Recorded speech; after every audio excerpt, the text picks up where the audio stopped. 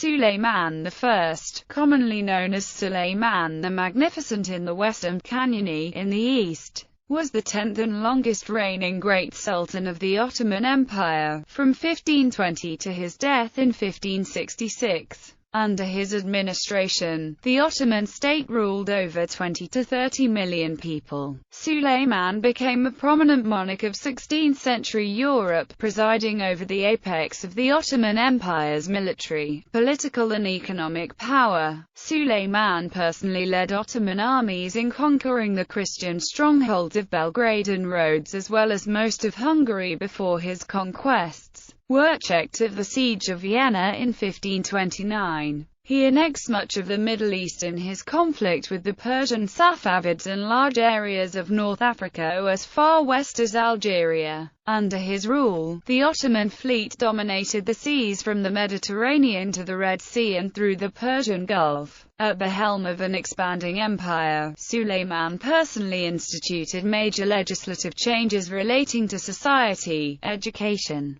taxation and criminal law. His canonical law fixed the form of the empire for centuries after his death. He was a distinguished poet and goldsmith. He also became a great patron of culture, overseeing the golden age of the Ottoman Empire in its artistic, literary and architectural development. Breaking with Ottoman tradition, Suleiman married Roxelana, a former Christian girl converted to Islam from his harem, who became subsequently known and influential as Hurrem Sultan. Their son Selim II succeeded Suleiman following his death in 1566 after 46 years of rule, thus beginning a long state of stagnation and decline during Selim I's reign. Suleiman's previous heir apparent Mustafa had been strangled to death 13 years previously at the Sultan's order. His other son Bayezid had been killed by his support and Selim's order in 1561 with 4 of his sons. Alternative names and titles. Suleiman the Magnificent, as he was known in the West, was also called Suleiman I,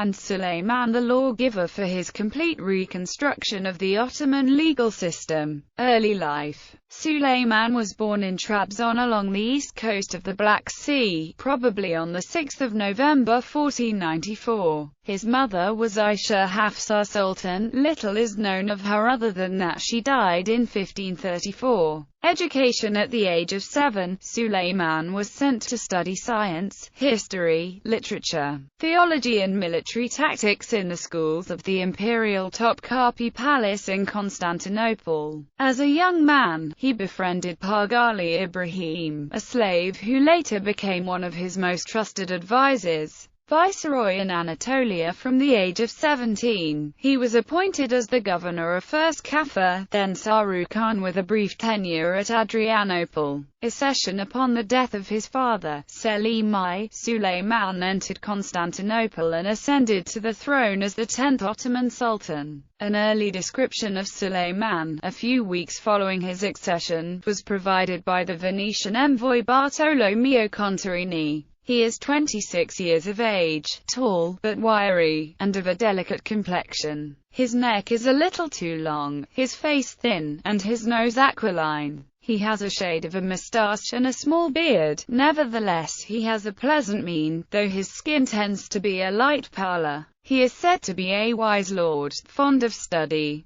and all men hope for good from his rule. Some historians claim that in his youth Suleiman had an admiration for Alexander the Great. He was influenced by Alexander's vision of building a world empire that would encompass the East and the West, and this created a drive for his subsequent military campaigns in Asia and in Africa, as well as in Europe. Military campaigns. Conquest in Europe. Upon succeeding his father, Suleiman began a series of military conquests, eventually suppressing a revolt led by the Ottoman-appointed governor of Damascus in 1521. Suleiman soon made preparations for the conquest of Belgrade from the Kingdom of Hungary, something his great-grandfather Mehmed II had failed to achieve because of John Hunyadi's strong defense in the region. Its capture was vital in removing the Hungarians and Croats who, following the defeats of the Serbs, Bulgarians, Albanians and the Byzantines, remained the only formidable force who could block further Ottoman gains in Europe.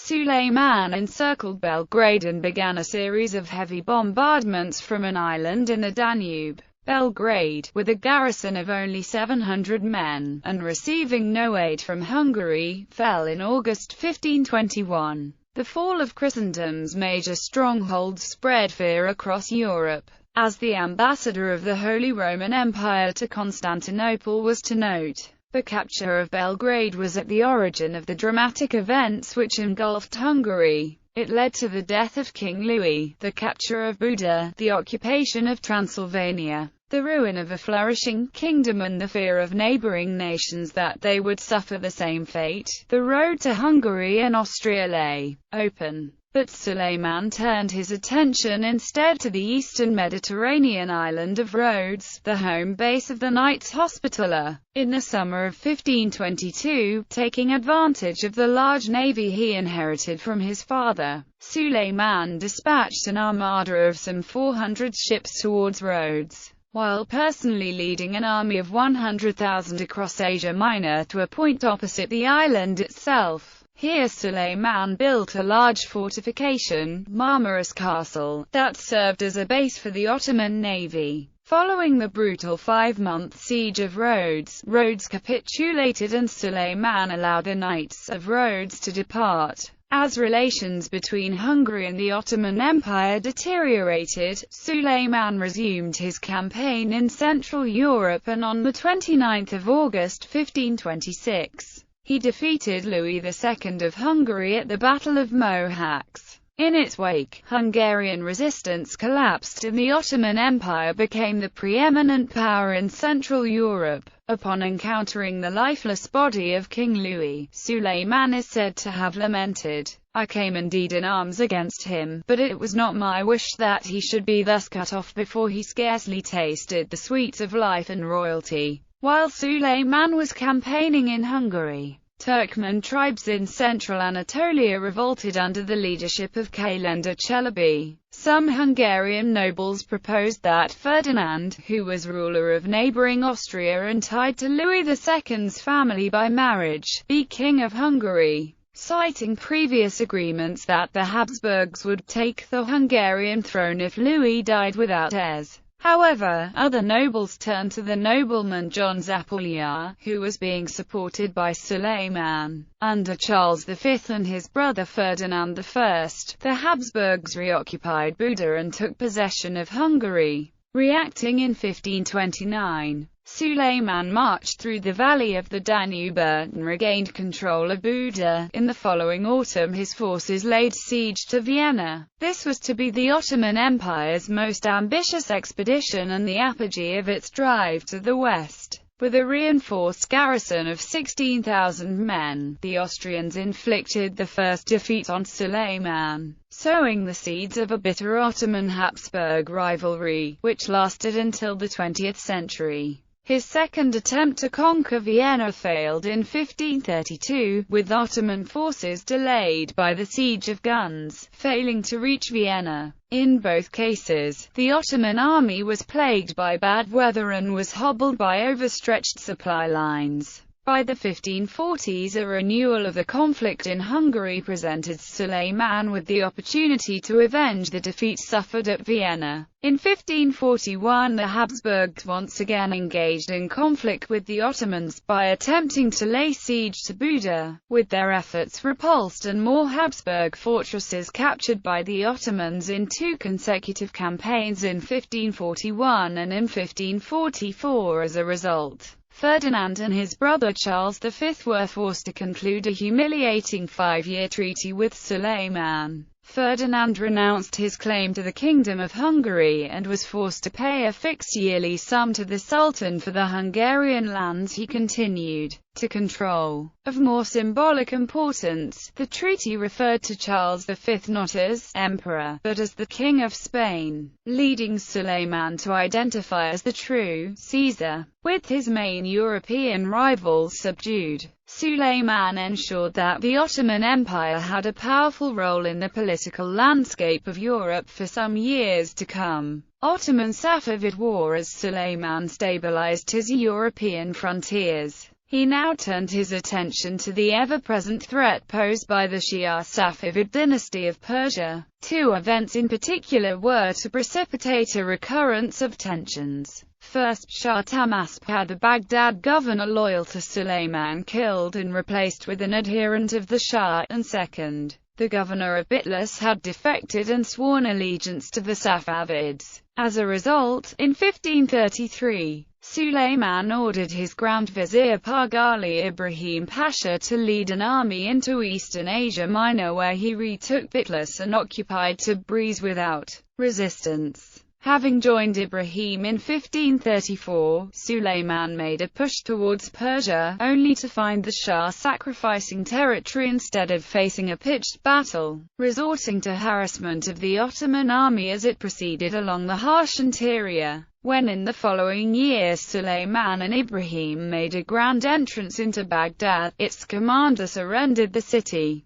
thereby confirming Suleiman as the leader of the Sunni Islamic world and the legitimate successor to the Sunni Abbasid caliphs. Moreover, the fact Suleiman restored the grave of Sunni Imam Abu Hanifa also strengthened his credentials and claim to the caliphate. Attempting to defeat the Shah once and for all, Suleiman embarked upon a second campaign in 1548 to 1549. As in the previous attempt, Tahmasp avoided confrontation with the Ottoman army and instead chose to retreat, using scorched earth tactics in the process and exposing the Ottoman army to the harsh winter of the Caucasus. Suleiman abandoned the campaign with temporary Ottoman gains in Tabriz and the Urmia region, a lasting presence in the province of Van, control of the western half of Azerbaijan and some forts in Georgia. In 1553 Suleiman began his third and final campaign against the Shah. Having initially lost territories in Erzurum to the Shah's son, Suleiman retaliated by recapturing Erzurum, crossing the upper Euphrates and laying waste to parts of Persia. The Shah's army continued its strategy of avoiding the Ottomans, leading to a stalemate from which neither army made any significant gain. In 1554, a settlement was signed which was to conclude Suleiman's Asian campaigns. Part of the treaty included and confirmed the return of Tabriz, but secured Baghdad, Lower Mesopotamia, the mouths of the river Euphrates and Tigris,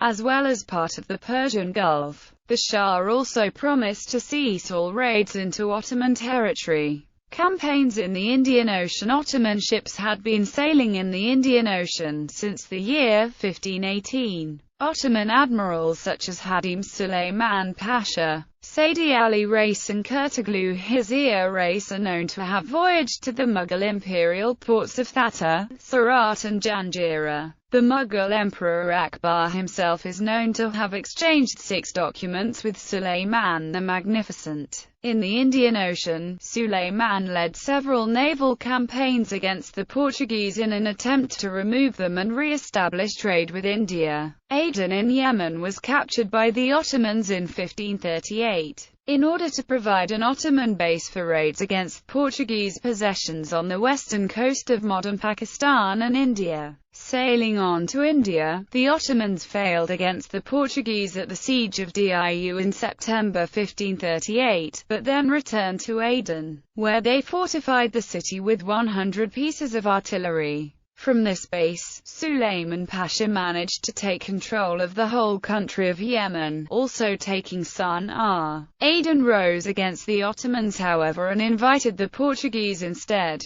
so that the Portuguese were in control of the city until its seizure by Piri Reis in the capture of Aden. With its strong control of the Red Sea, Suleiman successfully managed to dispute control of the Indian trade routes to the Portuguese and maintained a significant level of trade with the Mughal Empire of South Asia throughout the 16th century. His admiral Pieve led an Ottoman fleet in the Indian Ocean, achieving the capture of Muscat in 1552. From 1526 till 1543, Suleiman stationed over 900 Turkish soldiers to fight alongside the Somali Adil Sultanate led by Ahmad ibn Ibrahim al-Ghazi during the conquest of Abyssinia. After the First Ajuran-Portuguese War, the Ottoman Empire would in 1559 absorb the weakened Adil Sultanate into its domain. This expansion fathered Ottoman rule in Somalia and the Horn of Africa. This also increased its influence in the Indian Ocean to compete with the Portuguese with its close ally the Ajuran Empire. In 1564, Suleiman received an embassy from Aceh requesting Ottoman support against the Portuguese. As a result, an Ottoman expedition to Aceh was launched, which was able to provide extensive military support to the ISNIs. The discovery of new maritime trade routes by Western European states allowed them to avoid the Ottoman trade monopoly. The Portuguese discovery of the Cape of Good Hope in 1488 initiated a series of Ottoman-Portuguese naval wars in the Indian Ocean throughout the 16th century. The Ajuran Empire, allied with the Ottomans, defied the Portuguese economic monopoly in the Indian Ocean by employing a new coinage which followed the Ottoman pattern, thus proclaiming an attitude of economic independence in regard to the Portuguese. Mediterranean and North Africa. Having consolidated his conquest on land, Suleiman was greeted with the news that the fortress of Coroni in Morea had been lost to Charles V's admiral, Andrea Doria. The presence of the Spanish in the eastern Mediterranean concerned Suleiman, who saw it as an early indication of Charles V's intention to rival Ottoman dominance in the region. Recognizing the need to reassert naval preeminence in the Mediterranean, Suleiman appointed an exceptional naval commander in the form of Khayr ad-Din, known to Europeans as Barbarossa. Once appointed admiral-in-chief, Barbarossa was charged with rebuilding the Ottoman fleet, to such an extent that the Ottoman navy equaled in number those of all other Mediterranean countries put together. In 1535, Charles V won an important victory against the Ottomans at Tunis, which, together with the war against Venice the following year, led Suleiman to accept proposals from Francis I of France to form an alliance against Charles. In 1538, the Spanish fleet was defeated by Barbarossa at the Battle of Preveza, securing the eastern Mediterranean for the Turks for 33 years, until the defeat of the Battle of Lepanto in 1571. East of Morocco, huge Muslim territories in North Africa were annexed. The Barbary states of Tripolitania, Tunisia and Algeria became autonomous provinces of the empire, serving as the leading edge of Suleiman's conflict with Charles V, whose attempt to drive out the Turks failed in 1541. The piracy carried on thereafter by the Barbary pirates of North Africa can be seen in the context of the wars against Spain. For a short period, Ottoman expansion secured naval dominance in the Mediterranean. In 1542, facing a common Habsburg enemy, Francis I sought to renew the Franco-Ottoman alliance. As a result, Suleiman dispatched 100 galleys under Barbarossa to assist the French in the western Mediterranean. Barbarossa pillaged the coast of Naples and Sicily before reaching France, where Francis made Toulon the Ottoman admiral's naval headquarters. The same campaign saw Barbarossa attack and capture Nice in 1543. By 1544, a peace between Francis I and Charles V had put a temporary end to the alliance between France and the Ottoman Empire. Elsewhere in the Mediterranean, when the Knights Hospitallers were re-established as the Knights of Malta in 1530, their actions against Muslim navies quickly drew the ire of the Ottomans. who assembled another massive army in order to dislodge the knights from Malta. The Ottomans invaded Malta in 1565, undertaking the Great Siege of Malta, which began on the 18th of May and lasted until the 8th of September, and is portrayed vividly in the frescoes of Matteo Perez d'Alecco in the Hall of St. Michael and St. George. At first it seemed that this would be a repeat of the Battle on Rhodes, with most of Malta's cities destroyed and half the knights killed in battle, but a relief force from Spain entered the battle, resulting in the loss of 10,000 Ottoman troops and the victory of the local Maltese citizenry.